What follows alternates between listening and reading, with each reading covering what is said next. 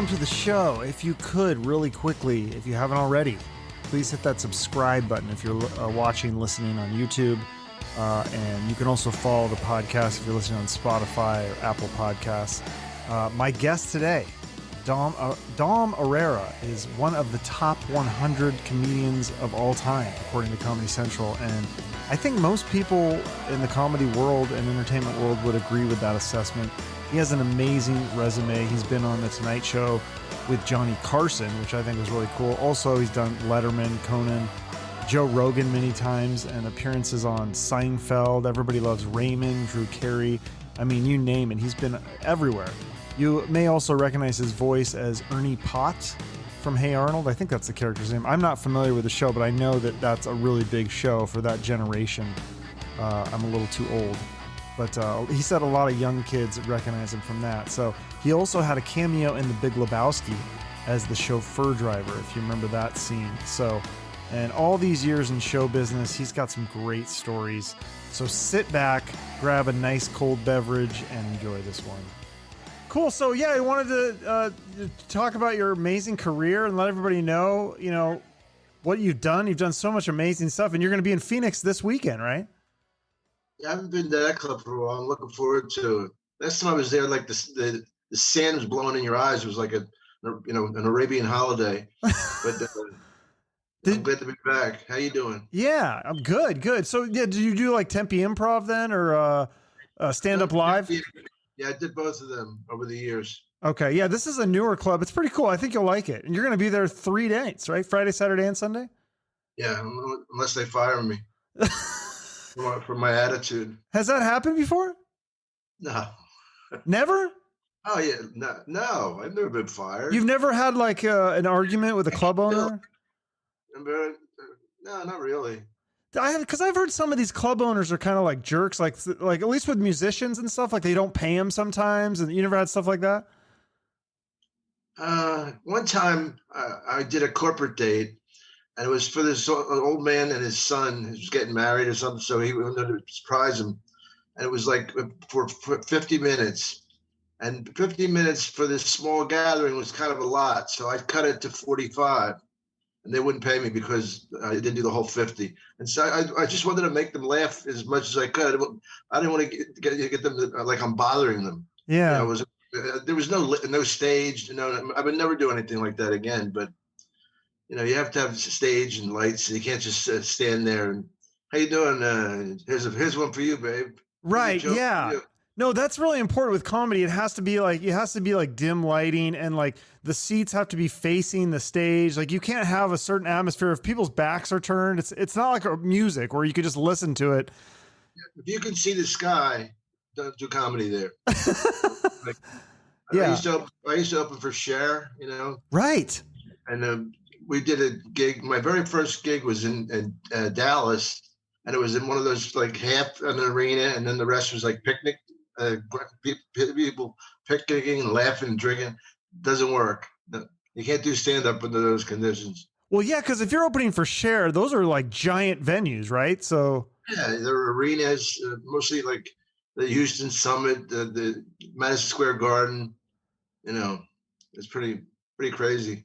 Is that a rush though to get up on stage, or is it's different because you're opening? So it's like there's a lot of people that are still shuffling in, and yeah, but she was really easy to work for, and she put me on the bill, so it wasn't like I was like a disappointment to them. People who bought tickets knew that I was on the bill. It wasn't like, who's that guy? Is he one of the owner's friends? Why did he shut up and let Cher come out? Well, so was that after or before your special and on HBO, The One Night Stand, the one that you won the Cable Ace Award for? Look at you, name dropping and achievement dropping. That was probably right around that time. I don't know. I was with her a couple of times. Okay, because like you kind of had a choice to make it that, because that's like when you win the Cable Ace Award. I mean, you kind of could write your own ticket, right? You could have done the sitcom route, but you didn't want to, right? Wasn't that more your choice to go to continue stand up because you like stand up? Well, I like stand up, and you got more power, so you're freer.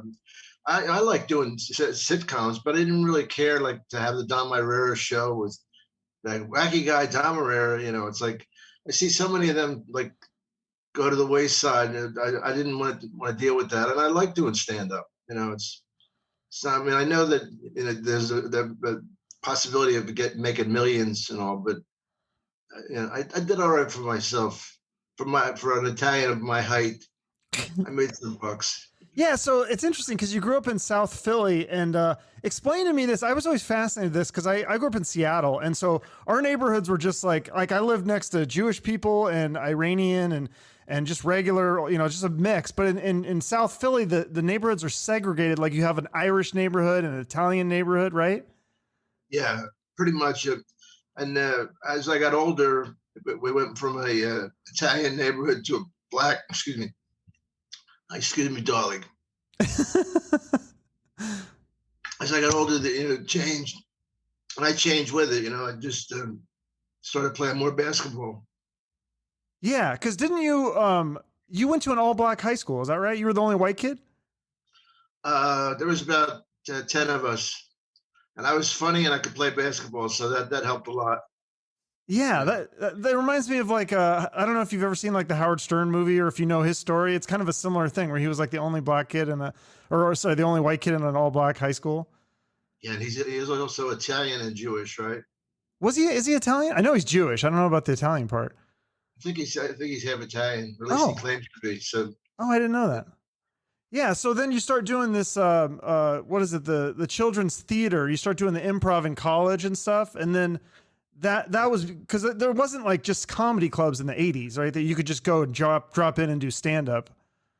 In the 80s there were, but like in the 70s, I was an actor. I did children's theater, and I did tough guy parts and all that stuff. But stand up is what I really liked. I love the idea that you can think of something funny and do it that night. You can't do that if you're just like acting in plays. You can't go, hey, let's write a different ending today. It's like it's a stand-up. You're so free. And you look at the guys like Seinfeld and guys like that. They haven't had to do anything for stand-up. They still do it. Mm-hmm. It's fun. Yeah, no, that's amazing. So you took the improv because didn't initially you get hired at SNL? Like, tell this story. So you work in SNL, but you're just kind of like an extra, and then the producer gets fired. So then everybody gets fired. No, what happened was I auditioned for them, but I didn't know anything about the business side. I didn't know you had to have a manager and an agent and all these people talking for you. So I'm like a goofball. I write something and they accept it, and write something else. And then I was supposed to be on certain shows. Like I got bumped out by Bill Murray in one show. I think it was Bill Murray's big deal. And I'm sitting there saying, well, it's just not working for me. I don't know. I got $800 a week to kind of stand by if somebody died on the set, then I take their place. But it's just another stepping stone of learning the business and realizing that when you're a stand-up, like when I go into these clubs, I'm a partner for that night because I do this part and they give me the stage and the beautiful that's an improv what's it called, the stand-up live. Yeah, that's beautiful. You ever see that club? It's beautiful. Yeah. Oh yeah. That's a partnership. I don't pretend to have my own pad that people come over to. I go there, but it's just I don't know, more fun. Yeah, for sure. So like when you start the stand up, because your background was improv, you started out, you didn't really have like the stand up material. You started out doing characters, right? Yeah, and I didn't know that guys did material over. I was just so naive. I thought, wow, this guy's really smart. He did this whole thing just extemporaneously. Holy, And I realized, after a while, wait a minute. The reason he's so good is he purified that thing. It was like all a mess, and now all of a sudden he's got this juggernaut of fun. As if that makes sense, No, totally, yeah. Because so you thought you were supposed to go up there and just think of stuff like on the spot, because that's what you do in improv. You don't come out on improv with a script, so yeah. Yeah, and I thought so. It ended up being like a lot easier than I thought, because I couldn't imagine doing a different hour every time I went up, Yeah, that would be tough. Yeah. Do you do stand up? No, I tried a little bit long time ago, but I looked at guys like you and I was like, dude, I can't. It's same with music. I love music. I've had a lot of musicians on my show, and I played music for a little bit, but I see these people that are just so amazing. I'm like, I can't compete with you guys. Like, you guys do you, and I'll do the podcast stuff because I feel like that's what I'm better at. Yeah, but this is great. You got you're like your own boss, right? Yes, exactly. Yeah, I just don't make any money, but yeah, I have freedom. I have freedom to do whatever I want. Whatever you need. When we get done this, I'll slip you a few. From Uncle Tom. From Uncle Tom to you. That's awesome. So, yeah, I've noticed with your stand-up style, what I like is that, like, I noticed like when you're on Rogan too, you'll do this. You'll say something like really funny, but you don't ever like laugh or smile when you say something really funny. Is that something you practiced, or is that something that is just natural to you? I'm just a miserable son of a bitch. No, I never thought about it, you know. Because some comedians will say something really funny and then they'll laugh at their own jokes, or they'll at least smile. Are you serious? I like when people say, well, if I'm serious, then I'm really an asshole for saying something so mean. But if I'm a comedian, I'm actually trying to make you laugh at yourself and everybody else laugh in a good way, you know. Right. I don't want somebody to run out of my show crying. Yeah, well, yeah, I mean, that's got to be scary now, though, because people are a little bit more sensitive these days, right? I mean, there's good things about that and bad, but it's got to have changed a lot for you as a comedian. That thing with David, not David Tell, Dave Chapelle? Dave Chapelle. I mean, that guy, you know, first of all, he's a terrific comedian, but when that whole trans this, and then it's like, if he had apologized to those people, that's the end of stand-up comedy. Because then you can't make fun of anybody. It's like, they say, well, like Seinfeld's clean. Yeah, but he's mean to fat people or to dumb people. You know what I mean? Like all of us, but it's in jest, you know, it's like to all laugh together. That's what we want. And I want, you know, the N word. Ooh, I mean, like, give me a break. I mean, it's just like, I don't want to hurt nobody, but I would like them to think like, at least laugh with all together, you know. Never going to make everybody happy, but it's a very delicate line when comedians can be edited, you know, and that's the end of comedy. Yeah, well, it's interesting because like you bring up Dave Chapelle, and I mean his latest special. I know it got a lot of headlines, but I feel like people didn't actually watch it, because if you watch it, it's like he was really nice to this comedian who was a trans person, and he actually had the trans person open for him, and he was like actually like trying to help her out like a lot. And so it's really interesting that they got mad at him. I mean, yeah, he does some jokes, but it's like deep down, he's clearly just a good person. He doesn't hate anybody. Well, in the first times I had one of those weird experiences, I was working at Yale. There was a big party bar, you know, college kids and great. I did my stand up, and this lady comes out. She's very angry at me, and she said, "I just don't like the way you portrayed Italians." And I said, "Well, I am Italian." Yeah, what? She goes, "I guess." Well, oh, I thought you were Jewish. I said, "So if I was Jewish, you're going to be mad at me?" And that's when I realized you can't please everybody. No, that's frustrating. Well, so what's that? No, I just want to like make some people laugh, get some money, and go have a drink at the bar with them, you know. That sounds amazing. Yeah, well, you also got to travel. This is cool. I don't think a lot of comedians get to travel as much as you do. Like you do shows internationally in, what is it, Ireland, Australia, like the Bahamas, New Zealand. Like, how do you get to go international? Because that's amazing that you can travel to those places. Yeah, it's very cool. It's like I really, you know, it's like you form relationships with people, like friends. Like I've been going to Ireland for 25 years. So the Zoom thing, you know, I get on with them. I'm like drinking with my Irish buddies 5,000 miles away. You know, it's cool. That's awesome. Do you guys give each other shit? Like, do you tell that you like make fun of them for being Irish and they make fun of you for being Italian and stuff? Of course, you know, I mean, the Irish got the greatest sense of humor of any sociological group that has been beaten down. Always are funny. You know what I mean? Like the humor is one of the only things they had when they were having the strife with England and all that. You know, a lot of fun. I mean, I love going to. I was in Perth, you know, and this guy comes up to me, he goes, "You know, mate," he said, "You know, mate, you're my little brother's favorite comedian." I said, "Oh yeah, where's he at?" And he said, "Well, he's in New Zealand." And I said, "How old is he?" He goes, 15. I go, 15-year-old kid in New Zealand, I'm his favorite comedian. How does that work? You know, I mean, that's so cool. Wow.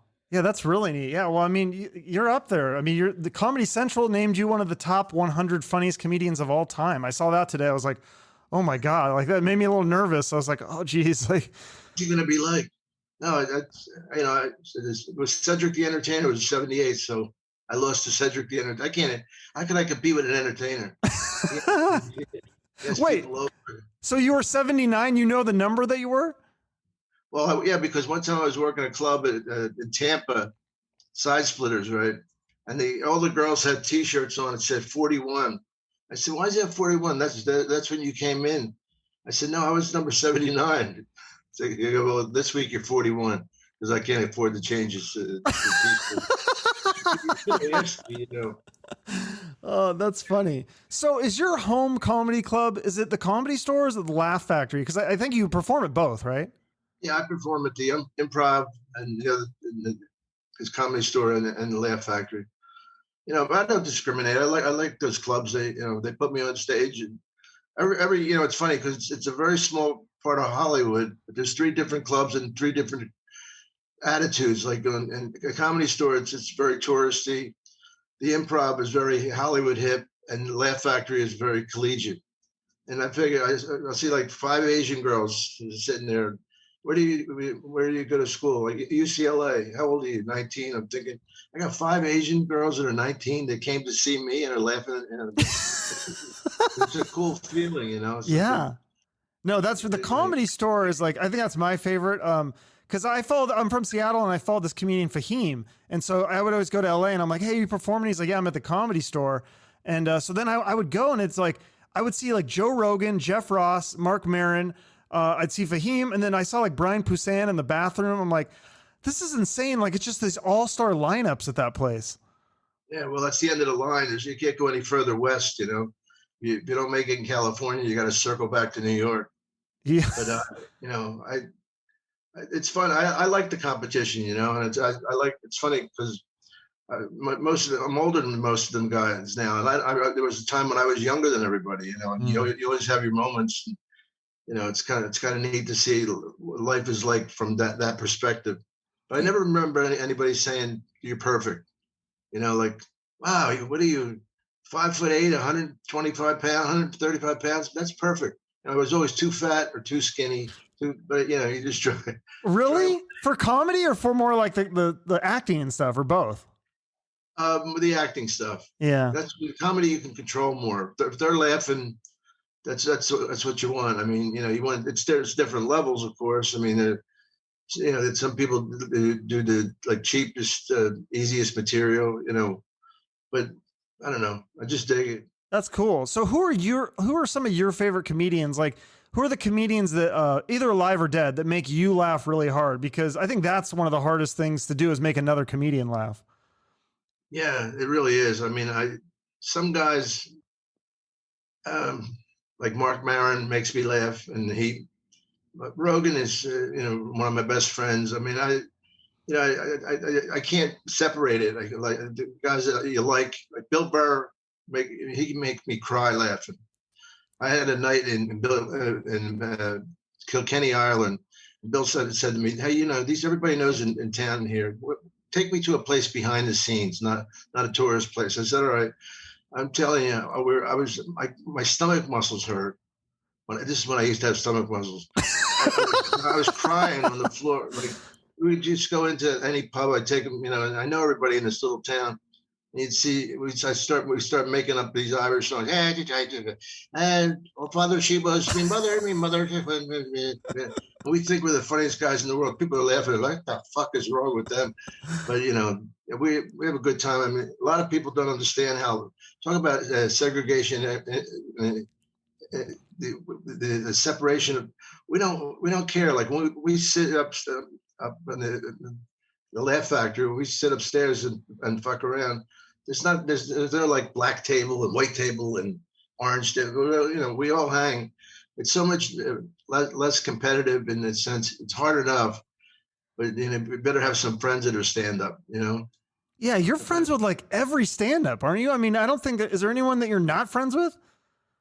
No, not really. I mean, there's a couple guys I don't like, but just that's human nature. Sure. But like Sebastian is. Yeah, Sebastian Mana. How do I say his last name? Maniscalco or Yeah, something. yeah. He's a good example, right? I knew him when he was a waiter at the Four Seasons, and he was asking me about stand-up, but I tell him, Then I go and months later, I go into the comedy store. He's on stage, and he's terrific. I didn't know you were that fucking good. Jeez. And but he was one of these guys, and he does a lot of Italian stuff. And people are calling me saying, "This guy said Sebastian, he's stealing from you." I don't own Italy. I don't own the rights to bada boom, bada bing. He's not copying. He's not. If he emulates me, that's fine. But he's his own guy, and he never stole a word from anybody. And people look for trouble. It's not there. Well, just because he has kind of an Italian accent and stuff. I mean, so he didn't actually steal material from. No, but I mean, he's a good guy and would never steal. It's so silly. Sometimes people look for trouble. They look to see. So one time I had somebody come to me, you make me laugh. He goes, but I got to tell you, Robin Williams is my favorite. I go, well, it's Robin Williams. Of course, I'm not competing with him. Yeah. It makes me laugh too, It's okay if you're number 2 to Robin Williams or even 79. I mean, like Robin Williams is like, I mean, geez, Louise, like that. Yeah. There's so many amazing, and it's crazy now because that's what I've noticed about the comedy scene now is there's so many good comedians and you can find them all because of YouTube and Instagram and podcasts. Like they're all over the place. Yeah. People ask me like, who do you like? Well, there are different eras, but I think the best comedians I've ever seen are happening now. The guys are coming up because they've learned from us. We learned from the other guys, the older guys, but they were kind of like corny compared to, I think my generation was a little hipper. And then now this one that's going is even better because they've learned from 2 different, you know what I mean? Mm-hmm. Yeah. It's just, there's so many more avenues for comedians to come out of now. It seems like, and it's like, cause I can't tell you how many times like I'll discover this comedian and I've never heard of them, and I'll look and I'll go on their Facebook or YouTube or whatever, and they have millions of subscribers or followers, and I'm like, how have I never heard of this person? Because there's just you can be so successful, and like you said, independent. You don't need to rely on having the sitcom or whatever. Now you can just do it on your own. Yeah, you can make yourself a star. I mean, you get popular enough. That's going to happen to you, I hope, with this podcast you got. Oh, that'd be amazing. I was listening to your episode with Rogan, one of the episodes that you did with Rogan, where you were saying that Rogan's like, I think this podcast thing is really growing. Like, I think I'm feeling something here. And you were like, he said to me, it's a movement. It's like, and he was right. He got 1 million followers. How the hell you get 1 million followers? I went to Australia. I go into the club. It's all these like young white boys. And I go, well, who are they? They came to see you. I said, where did they know? From Rogan. This is when I realized how big it was getting. 19-year-old Australian kids coming to see me because of Rogan's podcast. It's that in itself is a credit now. Well, yeah. And then didn't you say like you're on one episode of Seinfeld, but you said you got recognized like in New Zealand. You're jogging with a hood on, and someone recognized you from that one episode of Seinfeld that you did. That's pretty amazing. You really did your homework on me. Thank you. Yeah. Well, yeah, the Seinfeld was incredible. I mean, I was on a plane. Like, it just happened a number of times. I'm not thinking I'm that character. This flight attendant comes up to me and he goes, "Oh, I'm a prop act. I'm not a comedian." I mean, it's like, what's wrong with that guy? And I realized, he saw me on Seinfeld. I thought he was nuts, He's quoting that line, yeah, because you're like, I'm a prop comic or whatever. Where's my water gun, Jerry? Like the line. Yeah, I can't go on without my water gun. Can't go on with a water gun. Yeah, so you said that it was Larry David that was like badgering you to come on that show. He kept trying to get you to do episodes, and you kept turning him down because you were doing shows and stuff. And you said, go ahead. No, I was just, and then like you said, Larry David wasn't a very good stand-up. Well, first of all, he's a billionaire genius. Yeah, he is. But he at stand-up comedy, he didn't have the patience for it. I remember one time he got up on stage and he would get up and look at the crowd and go, nah, not tonight. Something like that. He seemed. He badgered me, but he did call me a couple times, and I was always busy, working slappy bananas somewhere. And here I'm turning down what I had no idea was this great show. And then finally I did the prop comic, But that was the most powerful credit people recognize you instantly from that. Yeah. So I think because there was other parts that you were up for, like the barber episode or something. Yeah, I was told that was one of the episodes where I was Jerry's barber. I love that. The old barber found Jerry's hair. Like, Yeah.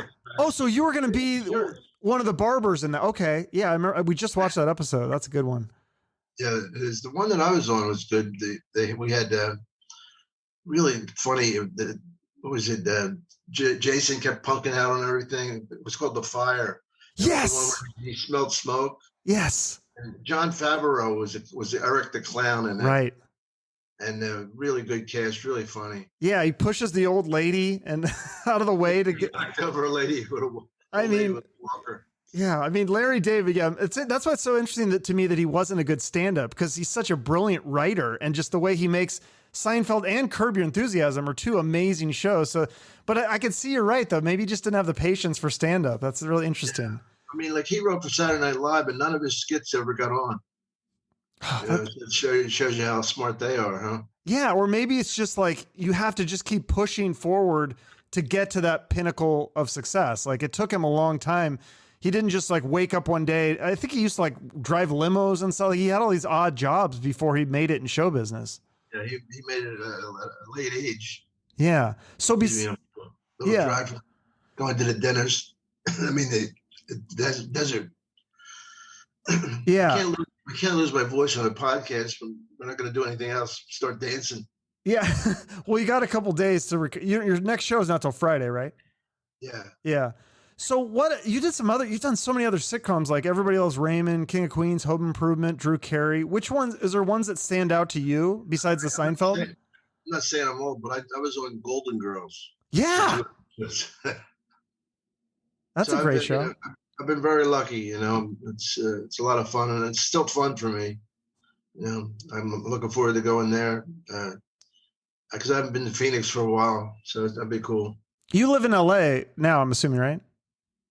Yeah, in Hollywood with my other celebrity friends. It's all I hang out with is really important people, I don't like regular people. I can see when I look out I'm in the hills, so I could see like the middle acts scraping, fighting each other for food and nourishment.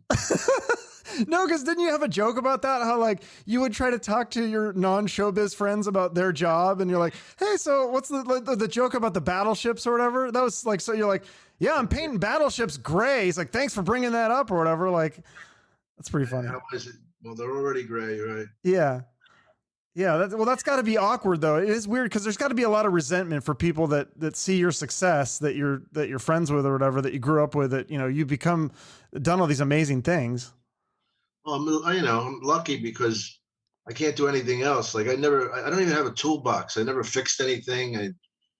I was a school teacher for 3 years. That was the only thing I ever did that I really liked besides stand up. Fourth grade, which is a real good grade, easy. Kids are easy at that age. And I've been, I did all the bullshit actor things of waitering and all, but I couldn't do it. Right. You said you really like teaching that. I like that because I worked in education too, so I kind of know what it's like. And I liked how you were you said you were kind of like real with the kids. You're like, look, I want to go to the gym too. So let's just get through this stuff and then we can go have fun. And I told the kids, like, it's up to you because I want to go to the gym. I don't want to talk. I hate math. I like geography. I like history, but I remember telling these kids, you'll never need a lot of this math. You'll never need it. And that was right. Yeah. Like when the teacher would say like, oh, you won't always have a calculator on you, but now they're on every phone. So. Oh, if I only learned the Pythagorean theorem, I could get out of this mess. Exactly. So tell me about this one too, the Big Lebowski. That's another role that obviously a lot of people know you from. And it's interesting that they wrote the part for you. So it was a good thing that they cast you. And they used my material. And the agent said, I was supposed to go audition for it. I go, I can't audition for it. I wrote it. And then they called the Cohen brother. I go, no, we want him to do it if he wants to do it. And otherwise they would change the lines. But I was the limo driver. They took a part of my act out of there and made the lines. Yeah. So did you notice something different, like working for them? Because I mean, they're so brilliant. Like, is there something that was different on that set compared to other sets you'd been on that you're like, oh, this is why these guys are so brilliant? Was it the attention to detail or what? Yeah, I mean, Ethan was kind of nervous around me. Like I could see, and then he finally, and Joel was more serious one. He was like, he was the director of the one that I was in. But Ethan was the sound guy. He was in the trunk. I was the limo I was driving, and I hit this bump and I knocked everybody down, and that was horrible. I was thinking, geez, if I killed one Coen brother, Oh shit! Sorry, but if I kill them both, I'm done in Hollywood. Yeah. You survive. Wow. And so you're actually driving that limo then? Yeah, they said, "Can you drive?" I said, "Yeah, we're 5 miles an hour." But they had these things on the side to protect the lighting, and then they took them off. They didn't tell me they put them back on. So I go, hey, "Yeah, what could possibly happen?" But boom, everybody goes flying. And Jeff Bridges was really in the back too? Oh yeah. Oh, wow. He was cool. He stayed in that character the whole time. We all had lunch and dinner together, and he's he really started believing that was him. Wow, that would be so weird to have lunch with the dude in character as the dude. Wow. He's a hell of an actor. Yeah, that's surreal. So, and then another cool thing that I think you did, I just started watching this. I only saw like a bit part of yours, but I think you're in like 8 episodes of the I'm Dying Up Here, the show about the comedy in the 70s. Yeah, that was fun. The only thing is I had to wear these wigs in the heat. Other than that, it was a blast. Yeah. So Jim Carrey, he's the producer on that, and he picked you out personally? Well, Jim came in the Comedy Store one night because they were looking for younger comedians. And they came in and they sat through my set. And as soon as I got off, he hugs me. And he goes, really nice compliments about my show. And his ex-wife and him were talking, and she's a friend of mine too. And he said, "I really like to get Dom in the show." And she said, Melissa's her name. She goes, "Well, I'll tell you what, he ain't going to dance for you. You want him, ask him, but he ain't going to come in and read for you." He goes, "I'm not going to make him read for me. We grew up together in stand-up." And that's how I got it. He just gave it to me. Wow, that's really cool. I need to finish that because you're in like 8 episodes of it. I only saw the first one, but I was like, oh, this is a really intriguing show. Yeah, it's too bad the writers and a couple of stars, one mainly, ruined it for everybody because they couldn't get along. So. Oh, really? Oh, I didn't know that. That's too bad. Well, and then what's that? That's the inside scoop. That's the inside. Yeah, I like getting the inside scoop. So the other thing you've done a lot of is the voiceover work, and I don't know, like Dr. Katz. I love that. That's like a kind of a cult classic, I think. I love that show. And then you're also the voice of Ernie on Hey Arnold. So is that gig doing the voiceover work? Is that like the best gig ever? Because you just come in and you just read it to a microphone and then you're done, right? The easiest thing. The hardest, I mean, and the more you miss, the more money you get because they just make it up for next time, Like say I'm getting paid for one, and I didn't do anything on purpose, but I'm getting paid for one show. Then I get sick or I don't come in, and then they pay me for the second and third show. So anyway, it wasn't about the money, but it was so much fun. And now that's the generation that's coming to the clubs, around 25 to 35 years old. And they know Ernie. They know Ernie Potts, the demolition guy. And it's amazing. That gets more reaction than any other credit that I have because of the age thing. That decade that it was on. So many those kids grew up with it. And the kid, Arnold had a heart, He's more than just a funny guy. He was he always did like on Andy Griffith, there's always a moral behind the comedy. And Arnold was that, Yeah. That's really cool. I didn't even know that until today, until I was looking and I was like, oh, like I didn't realize like that. Because I wasn't familiar with that show very much, but I've heard of it. So I was like, oh, that's a pretty famous show. So that makes sense that the younger generation would know that. Tell me about the other movie you have a movie coming out. I think it's not out yet, called James II. I don't know what that is. I thought you're in it. It's about a boy who has some disorder that prevents him from feeling. It sounded really intriguing.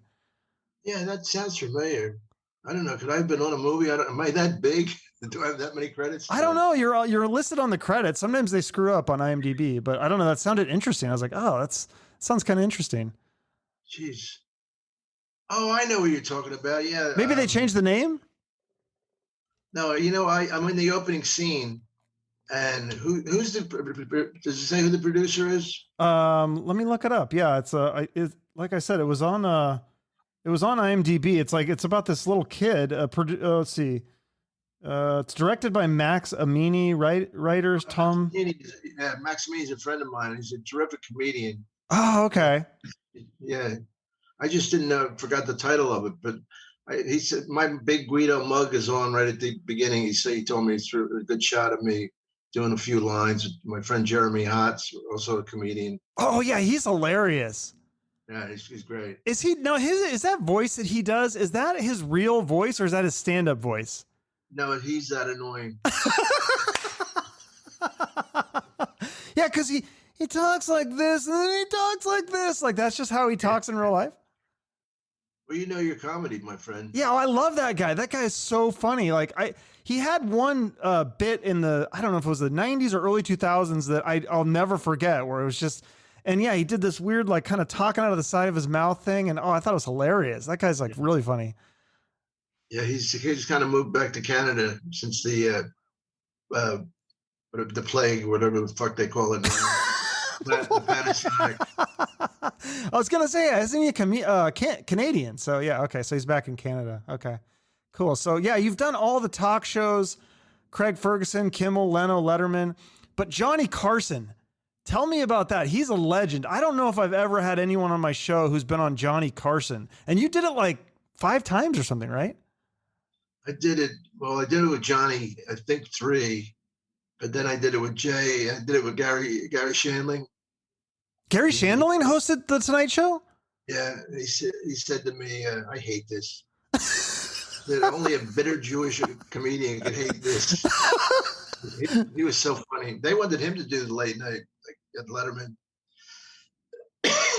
Excuse me, but he didn't want to do it. Okay. So he's just like a guest host or something? Yeah, he guest hosted, and when he got it, he brought me on with him. Because I was doing the show called It's Gary Shandling. Yeah. And it was so cool because Tom Petty was in it. And he said to me, we were across from each other in the dressing room. I don't know, somehow we got into talking about the Beatles. And I said, yeah, I love the Beatles. I said, I know pretty much every lyrics that they ever published. He goes, well, let's sing, man. And then the first song, I says, look, I got to tell you, I'll sing the melody, but I can't do the harmony. He goes, I'll do the harmony, dude. We're singing, and I'm thinking, how did this happen? How am I singing with Tom Petty? How fucking cool is that? You're singing the Beatles with Tom Petty. Wow. I've just seen the face was a song, one of the songs. Do you have a lot of those kind of moments where you're just like, I mean, it seems like all these people that you're surrounded around, it must just be surreal some of the time. Yeah, and it's also, I grew up with it. Like with Bruce Willis, I knew Bruce before when he was a bartender. Talk about a guy who got good-looking girls, Maron Mia. He would come in the improv, and him and Nathan Lane, to be a name dropper, they liked this character I did called Fritzy Anderson. He was like, oh, is this thing on? Hello. What do you call a dog with no legs? Nothing. No matter what you call him, he ain't coming. And Bruce and Nathan would be in the back of the room. They both had such great memories, and they would tell me, keep that in. Keep that. That's not funny. This is funny. Unless they're very funny guys. Well, yeah, Nathan Lane, dude. That guy's a great actor. Some of the stuff he's done, it's like, remember the Birdcage with him and Robin Williams? Like that was my first introduction to him. What's that? I think the Birdcage with Robin Williams and Nathan Lane. That was my first introduction to Nathan Lane. I was like, who is this guy? Like, where did he come from? But he was just brilliant in that movie. Do you know how hard it is to make it with the way Nathan looks? I mean, he's just a little pudgy kind of, he's not that he's bad looking, but he's not going to be making it as a leading man. So what he's done and still lived in New York is really hard. Yeah, he's just so talented. He's such a good actor that you can't deny it. It doesn't matter how he looks. But yeah, so now that the talk shows, I mean, that's like not even as big a deal as the podcast. And you've done Joe Rogan's podcast so many times, and I think you said you've been friends with him for like 30 years or something. What is it like being a guest on his show? Because he's the best. I mean, he's the top podcast right now. Well, it's hard for me to separate because they used to call Joe my little ball of anger. They go, well, Don, you bring a great ball of anger to the comedy store tonight? I go, yeah, he's coming in. And then Joe had like this epiphany in life that he realized he had 3 beautiful kids. And the thing that turned it around so much is having the kids and pot, the pot, weed, whatever they want to call it today. Once he had that, he just became a different person. And it helped him so much because yes, he's a really good person. He really tries to help people, but he's powerful. And the pot calmed him down a little. And I think that was for him, and he got just better and better. And because he always had the belief in himself and he always had the talent. But he was a fighter. He was a Taekwondo champ, I think, in New England. But he channeled it and made something good out of it. That's interesting. Yeah. Okay. Yeah. Probably too, getting older, that always calms you down too. Cause when you're young, you got the testosterone going. Then as you get older, like you kind of calm down, but yeah, maybe the weed was a piece of that too. Doesn't he also do like psychedelics and stuff? Yeah. About edibles, I think. I don't do that stuff. I'm already halfway there anyway. So are you still drinking? You were drinking you went through like a drinking phase, right? Are you still doing that? Yeah. No, I stopped drinking. Okay. But I just couldn't take the hangovers anymore. My nephew told me a thing. He says, "Look," he says, "Uncle Dom, I smoke weed, and after a couple hours it wears out." He said, "If you drink 4 or 5 drinks, you're going to suffer for 12 hours."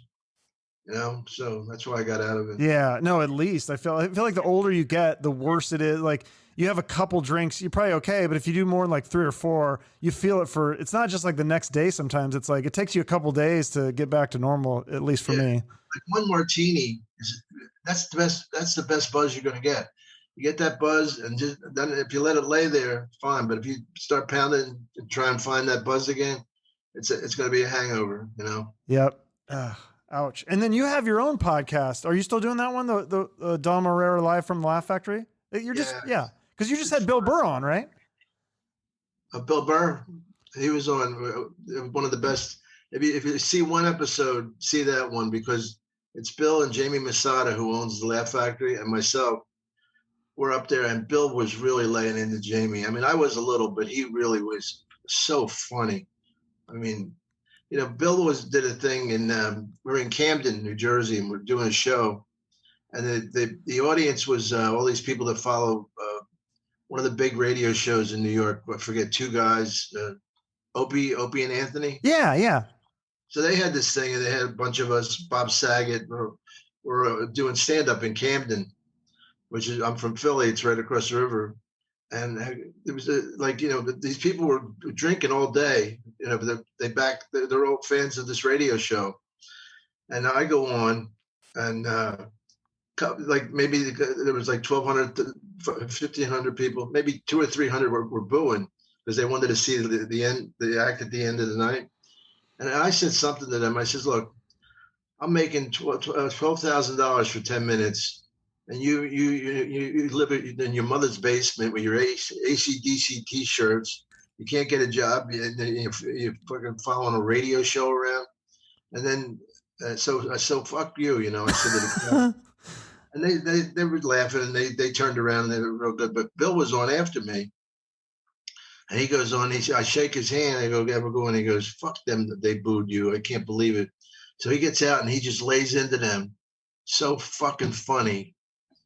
I mean, did you ever see the rant that he does? I mean, I've seen Bill Burr stand up. What do you mean? Look for the rant. The rant. Okay.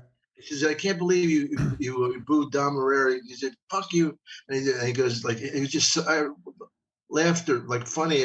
He goes, "By the way, fuck the Liberty Bell."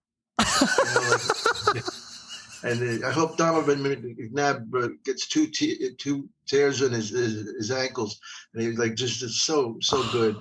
Oh, that's funny. I'll have to watch. Yeah, I love Bill Burr. I mean, I think he's a genius. Like he's He's probably one of the got to be top 5 comedians right now, easily. Oh yeah, he's as good as it gets. I mean, there's nobody better than him. It's just a matter of taste. Right. Yeah. For sure. So yeah, like I just want to tell you one thing. He said to me, everything was going right for him, And he said, dealing with the success, and he says, do me a favor, lay into me. I said, you sure? He goes, yeah, I need it. So I said, man, look at you. You get that your head. You look like some kind of alien with that little bald head that's too small for your shoulders. And just laying into him one after another. And he goes, thanks. I needed that. What? To keep him humble. Because he just so many people kiss his ass, probably. Oh yeah, and when he was Billy Burr, he wasn't that popular. Then he just got better. He just worked hard. He used to be Billy Burr. I don't think I even knew that. Yeah, well, I remember the first time I met him. They were called. This was down at the Comedy Cellar, which I was one of the guys who found that place, the Comedy Cellar. I got credit in a book for the guy who owned it. He says, I got to move. It was on the Upper West Side. He said, I got to move. Where should I go? I said, definitely go to McDougal Street, West Village. You can't miss. They got the kids coming in from New York, from the city, from Jersey, from Queens, and then this book about the Comedy Cellar, I get a credit for like finding where they settled down. Oh, that's really cool. Yeah, that's a legendary place. That's another one like the Comedy Store where like you go there and it's just like you'll have heard of every comedian on the set list usually. Yeah, very good. Yeah, wow. And then now you do a lot of like mentoring and helping younger comedians, right? Like I know you helped out Tiffany Haddish, and are there any other comedians or young comedians that you're working with right now that you're kind of mentoring or? No, I don't like to think of it like that. It's just part of the gig, but thanks for saying that. Tiffany was really something because she just hung in there. I mean, she couldn't even get spots late night at the Laugh Factory. And then something clicked, and she was the right person for the right job. And when she had her chance, boy, she ran with it, So, but I love it, Tiffany. I have so much respect for her, and to see her go from where she did in a couple of years is amazing. You must see a lot of that then, like being in the scene that like you see people, like you said, you saw Bill Burr when he was just Billy Burr. Like that's got to be really cool to see growth. I love seeing that kind of stuff. Yeah, me too. Is there any other comedians that we should keep an eye on though? Cause you are in the scene so much, like you must see some comedians that you go, this guy's going to be big soon. No, there's nobody left. There's nobody else. So come and see me at what's the name of the club? CB Live. CBS Live, C Live. CB Live, yeah, in Phoenix this weekend. If people are listening to this show when it comes out, much funnier than I was today. Yeah, well, I look forward to. So it'll be Friday, Saturday, and Sunday. I don't know what day I'm coming, but I will definitely come and I'll be there. And that, like I said, this is a great venue. I think you're really gonna like it. I like to end each episode with a charity. Is there a charity that you want to give a shout out to, or a cause, or something that's near and dear to your heart? Dom Irrera, treat him to a whore. Well, of course that, but besides that, like something bigger than you for the whole world that we can. Yeah, I would say, what I'd like to see. What I'd really like to see is people to talk and to learn to love each other. Now, I don't want to get real sappy on you, but they have a Jewish thing for Christmas Eve. And it's called I forget.